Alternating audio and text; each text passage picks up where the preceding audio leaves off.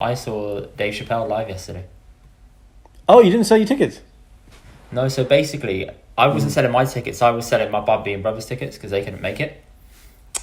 So I was selling theirs on their behalf. It wasn't for me to not go. I would never give that up. I was like, Dave Chappelle, you bum off him. I would never ever not go. How are you not going to go? And then I saw the price of your tickets and I was like, man, they must be quite close. Where were your seats? Circle? Right, Hammersmith Apollo, yeah? Yeah, Circle. So upstairs, near sort of the second row of Circle seats. In relation to where the judges sit at TBC. TBC, you mean TBS? TBS, that one. So the judges sit at the top, at the very front of the Circle. Yeah. You've got all those seats there, and you've got the people walkway, and then the next set of seats, I was there, the next set of seats. Nice. A premium, man. It's pretty close, man. I had this... Yeah. It was a hell of an experience, but go on, ask your question first. When did you book him? So by chance, I was looking on my emails during the wedding time. I think I was off from work, and I was just looking through my emails, and you know how sometimes your email breaks it up into focused and other? I looked in the other, and I was like, let me just have a flick through, and I was just clicking loads to get rid of it. And then one of them, I just saw like Live Nation presents Dave Chappelle. I was like, what? And then I clicked it. Has he ever come to the UK? I don't know. I think he comes to the UK, but this is the first time I've ever known that he's here in the UK. So I clicked it and I was like, no fucking way. And I clicked it, go onto it, and there's only like a few days left. And I tried to get like a weekend because that would be better. But that was the only one available the Tuesday. I called my brother and Bubby, they said they were in. So we bought the tickets. And then last week, my brother said he couldn't make it. So we left it and I tried to sell his tickets. He managed to find a taker like straight away. They got their money back as well. And yeah, it was a hell of an event because you walk up and it says, I thought it starts at 7:30, right? Because it says it at 7:30. You thought it starts at 7:30. The ticket said I thought the doors open at 7:30. What does the ticket say? The ticket says 7:30. I was like, okay, so the doors open at 7:30. I showed Sanj at 5:30. And it says in the bottom left corner in little print, doors open at 6:30. I was like, show starts. Yeah, we gotta leave. We gotta leave now, innit? So in relation to Hammersmith, like how far is that? We're East London. Hammersmith is West London. Okay, so time wise, tube wise, give me like about an hour and a half. We're looking at. Oh shit! So that's tight. So for I you. was like, yo, we gotta leave now. So we left at like 5:40. No we food. got there. No. We ate because we always planned to leave at 5:30, regardless. Okay. Yeah, so I was like, look, it's fine. That's enough time. So we made it there for like 7:10. No issues. Everything was smooth. We're walking up and we're thinking, hang on, it says it's going to start in 20 minutes. The queue was insane. I never knew that there was a part of the queue for Hammersmith that goes all the way around the back of the venue and then loops back round. I've never seen a queue like that before. I want to remember now. So say if you're walking up to Hammersmith at the front. If the Hammersmith's in front of you now, I know on the Hammersmith is front on. And to the left of you is a pub, yeah? Yeah. There's a little pub next to it, yeah? And then there's an alleyway in between the two. The way that they were starting people to queue, they were starting to queue out front, go right alongside the pub in that alleyway, loop back round, and then come through. I was like, shit, okay. I thought that we were late. We're queuing up. We're about to get inside. And as you get inside, we look at the queue again. The queue had now stretched all the way back round the right-hand side of Hammersmith. Because everyone's late. Everyone's late. Like it's a heavily ethnic minority show. Yeah, you got like black people, Indian people, and they're all using their time. He expects this. He's like, you know, he's only He's probably thinking like, no one's going to be on time. Fuck that. And it's true. None of them were. So as soon as you get to the door, they give you this little pouch called a Yonder bag. Your phone goes. You've got to put your phone in the pouch. All American stand-up guys seem to do this. I saw this first time. Kevin Hart. Only the ones who can afford it. Be careful with that. Only the ones who can afford it. Well, I was going to say Kevin Hart. I was going to say was the only one I've seen do it.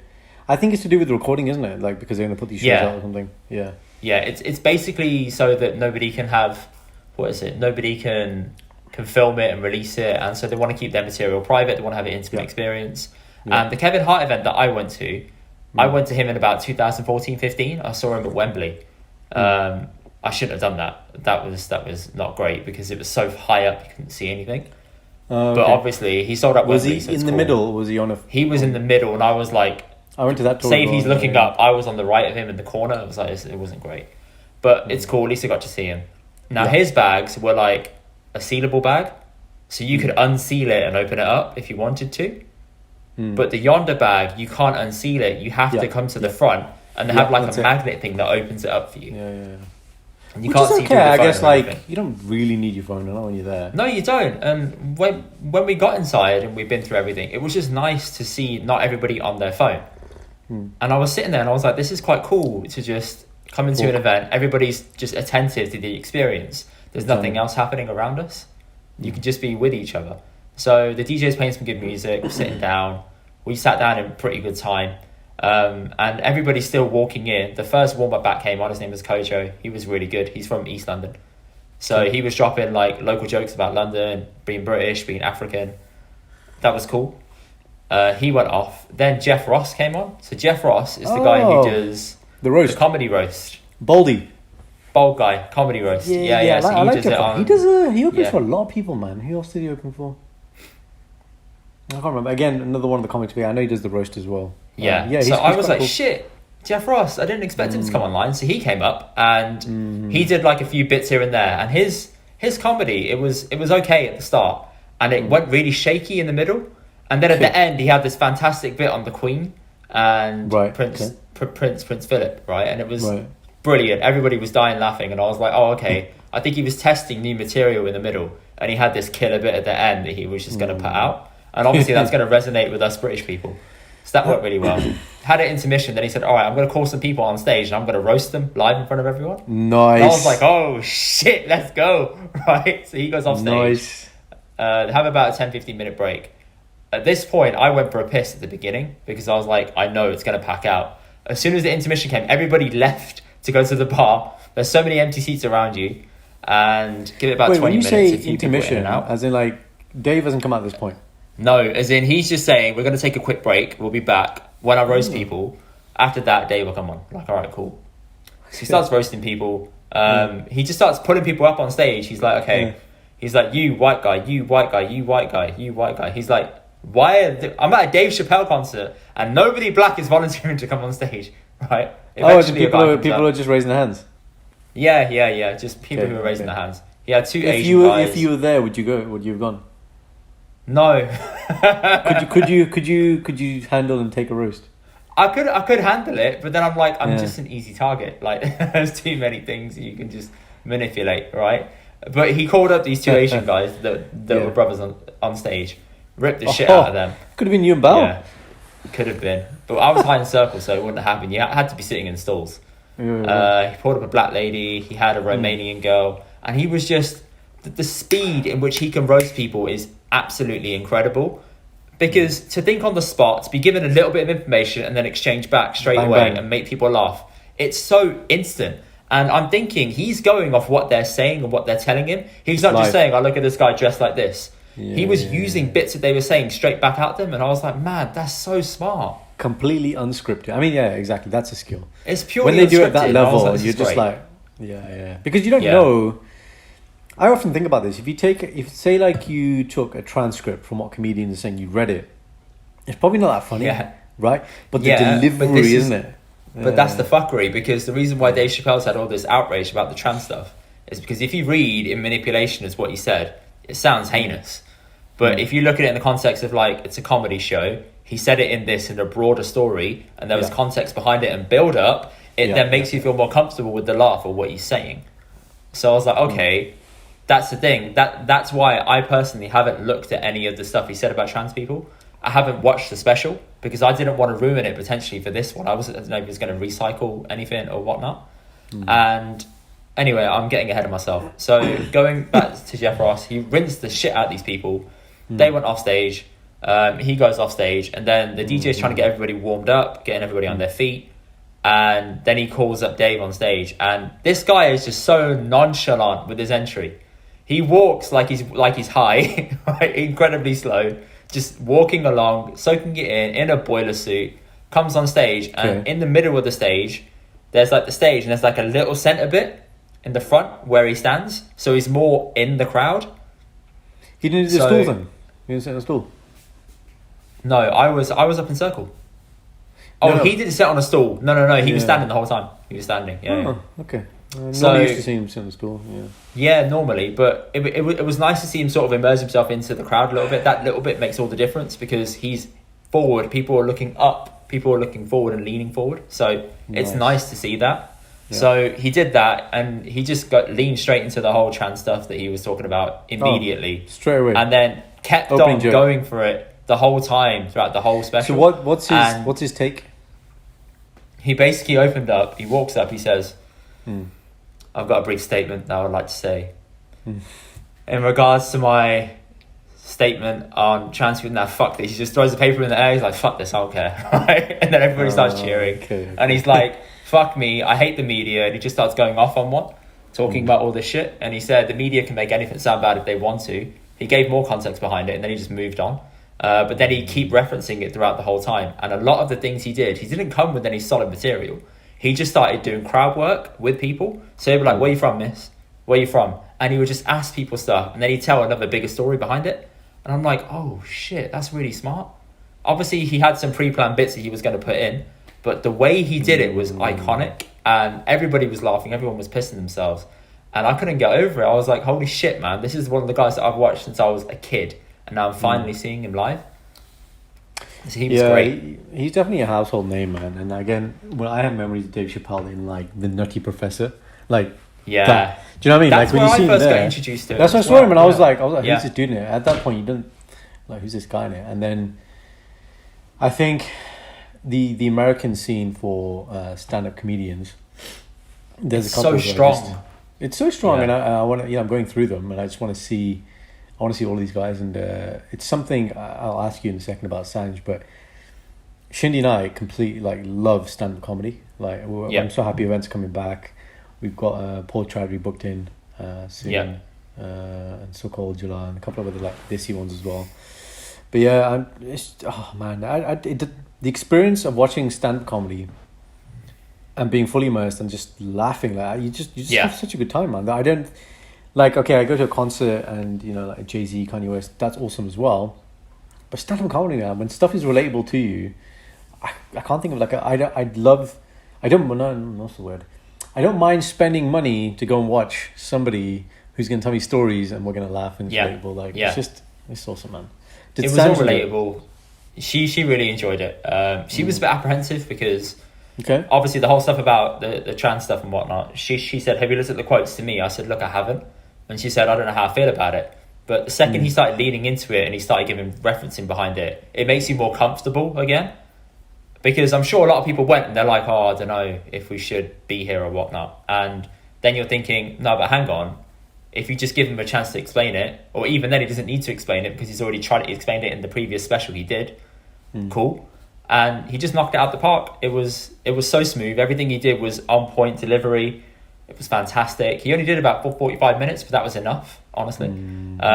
Only thing I had that was a bugbear of mine, the guy who my brother sold his tickets to, sat next to me. He had his phone. How? He didn't. Basically, I said to Sand as soon as we walked in, the Yonder bag thing is very, very weak. So you have to voluntarily give your phone. So they say, "Have you got a phone?" We're like, "Yeah." They're like, "Okay, cool. Put it in a pouch." I was like, "All right." And this guy, obviously, I went inside and I said to Sand, I said, "Yo, if I didn't tell them I had my phone, they wouldn't have patted me down or known." I was like, people must have utilised that. So this guy obviously did. He utilised it. And he was just there. I don't know him. Like, I know of him, but I've never met him properly one-to-one. Okay. He's your brother's friend? Yeah. Well, friend from the gym. So, yeah. All right, okay, fine. All right, so he's there just... Well, he's there and he's got his phone in his lap, right? And because you're in an experience, he was looking at his phone, texting and stuff. And I'm like, listen, bruv, you've paid to come and see Dave motherfucking Chappelle and you're on your phone. And he showed up 5 minutes prior to him coming on. He missed all the warm-up packs and everything. Why? And I'm like, man, you're so next. I'm like, why would you do this to yourself? Like, you've gone through all this effort. Just come and enjoy the show. But yeah, he was off-putting to the point where I had to put my hand up here so I didn't look at the phone shining in my eyes because everything's dark around you and you're trying to just watch in front of you. But when there's a light going off to the side of you, it's like being in a cinema again. When someone's got that, all you can see in the corner of your eye is that light. And I was like, look, it's up to him as to what he wants to do. Then he had like crisps. And he was like rustling packs of crisps, and I'm like, what are you doing, man? Like, come on. Yeah. You're having a little meltdown. Come on, bro. Like, be nice to everyone around you, innit? Yeah. Social etiquette, isn't it? I know in some shows, definitely. I think it's Michael McIntyre show. There's people walking around, this is in Birmingham, and they have these like laser pens and they just point at you, like you on the phone. Yeah. I like it, man. They call people out, because a couple of other people get scared, and then that's it, right? And on your other point, we watched Shang-Chi last week, Marvel film. And very interesting. So I finished work at 4. Star City's not too far from work, so we've got a 4:55 show. Like, this is how you know you're getting old, man. Like, you get that's enough time. Yeah, but as in like really early show, man. Like, no one watches it. That way you can get home and still have an evening. Yeah. Right. Okay. See, you get it, man. You're married, man. I understand. I understand the game. Yeah. So, me and Shindy got there, watching a film, and we've got this lady who's brought she's got 3 young kids, man, and the youngest kid has these trainers that light up. Oh. So she's like walking around. She's making noise, the kid. Then she has to be entertained by like a YouTube video, which is making his own sound. And then number 3... Entertain the kid in a cinema? Yes, because the kid doesn't want to watch the film. Yeah. Then why the fuck wouldn't the kid then? Absolutely, man. And then you got these trainers that are just doing their own thing with the lights. And I'm just like... Fuck me, why? Was he kicking his feet together as well to make the lights go off? She. Yeah, she's walking around. And sorry, she. I was just like, come on, like, Marvel, man. And why you... And then I was like, oh, maybe this is why you don't come to 4:55 shows. Social yeah, the kids will be in bed, mate. Yeah, exactly. The only other time we've had experience of that is when we watched John Wick 3. And I think it was a day like maybe schools had finished or something like that. So you're going to get all the kids from school that are really excited making noise and shit. These roadmen just running in and out of the screen constantly. Anyway, we came out, there was a whole Jata guys, means like a whole bunch of us. Found the manager, all got free tickets for another show too, whatever we wanted. Smart. Because they knew it. Yeah, it's just... They know the game. You seen Bond? So, yeah. Well, hang on. I need to finish the story. Hang on. Hold on to that Bond thought. Yeah, DC. Hold on. Carry on with DC. Hold on to that Bond thought. Hold on to that. So, DC. Dave has done his thing. He smashed it. He's about to walk off stage, and then he pulls up Ed Sheeran, who was side stage. What? And I was like, he just called Ed Sheeran casually. Is Ed Sheeran in the crowd? No, he was side stage. Ed Sheeran was side stage, just watching the whole thing. He's not attending as a guest. No, he is attending as a guest, but obviously he's not going to sit with the audience. He's going to be side stage watching the whole thing because he wants exclusive access to everything, right? And Dave was saying so this is Ed Sheeran. He's actually a good friend of mine. I gate crashed his birthday many years ago here in England, and he was very gracious about it. And I was like, holy shit, Ed Sheeran knows Dave Chappelle. Random combination. Dave brings up this harmonica player, and the harmonica player starts playing. Then Ed Sheeran starts singing over it with The Shape of You, knocked out the park. Everyone goes crazy. Then he pulls up another guy next to him, and I'm like, who is this guy? I couldn't make him out, but he had hair like Travis Scott. So you know the hair, like long beads in his hair and stuff, right? And I was like, I don't know who that is. And he dropped like a sort of freestyle that wasn't a freestyle. He just said the same thing about 4 times. I got home, I checked him out. It was AJ Tracy. And I was like, oh, shit. I didn't know it was him because I didn't recognize him. But also, it didn't sound like him. So yeah, he did that. Then Dave's bodyguard started singing. Because he can sing. He can sing and he's from America. So he sang beautifully. Then he pulled up one of his mates. He does another podcast with Talib Kweli and Mos Def. Okay. Talib Kweli was with him. He came up. He did like a quick 32-beat freestyle. That was mad. And then they did like a little bow at the end, and then they all left. And I was like, that was completely off the cuff, insane. I was like, no show is ever going to beat that for me. I've been to a few comedy shows. None of them match up to that. Because he didn't do an encore. He just brought people on and just celebrated them. That's what I was going to ask. Did he walk off and then you clapped and he came back on? Then he did this? No. He just walked off and pulled Ed on stage. He's like, Ed. I want to introduce you to my friend Ed Sheeran. We're like, yeah, we know who he is, mate. Right? We're all fucking British. Yeah. So yeah, that's amazing. It was great, man. Absolutely great. He's somebody I want to watch perform live. I love Ed Sheeran. Why didn't you take my ticket offer then? No, I saw it, dude. I saw it. It's midweek. You know what? When I saw it, I actually sent it to Meher and Kenny. Yeah. And they couldn't go, but they got all excited. And I was like, give me a yes or a no. He needs to know. Like, this isn't going to last. And they were like, no. And I was like, yeah. So it went within 2 hours. If it was local, I would have been there, man. Like I was. The thing is, I know why he wasn't in Birmingham, because afterwards, Kojo, the comedian, I started following him on Instagram, and I checked his story, and he went out with Dave Chappelle on that night. They were out in London somewhere, just getting pissed. It was Dave's son's 21st birthday that evening. Okay. So he was in the club. He was having a good time, wishing him happy birthday and stuff. And then Logan Paul was there in the club as well. And I'm like, Logan you Paul, wouldn't the get boxer. this. Yeah, I was like, you wouldn't get this in Birmingham or anywhere else. That's why they do London, because it's a 24-hour city. You're always going to have somewhere to go. You're always going to be doing stuff like that. It's open. It's true, but most comedians, they've all toured in the NEC, man. Like everybody does not do it. Nah, Goran, it's different, man. If you're Dave Chappelle and you want access to everything, and no other city's going to give it to you, you just perform at the Apollo. Yeah, I agree. I agree with that. But I mean, if you're doing a tour, Kevin Hart's been here, Russell Peters been here, all the big guys have been here.